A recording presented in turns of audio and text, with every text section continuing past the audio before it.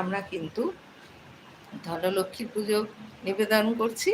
তো আমরা কিন্তু ওই দিন একটা মাটির ঘটের মধ্যে একটা ওই যে শুকনো হলুদের গাঁঠ, একটা মাটির ঘটের মধ্যে অল্প একটু চাল দিয়ে তার ভিতরে একটা হলুদের গাঁঠ আর একটা কড়ি, তিনটে তিনটে করে দিলে ভালো হয়, গোমতী চক্র, আর যে পদ্ম বীজ যেটাকে বলি, কমল গাছ যেটা, পদ্ম বীজ একটা, আর হচ্ছে একটা রুপোর টাকা অথবা যে কোনো একটা কয়েন দিয়ে ওটাকে সোনালি অথবা লাল কাপড় দিয়ে ঢেকে বেঁধে মার পায়ের কাছে রেখে দেবো এবং প্রত্যেক দিন তাতে ধূপ ধুনো দেখাবো আর প্রত্যেক দিন তাকে পুজো নিবেদন করব।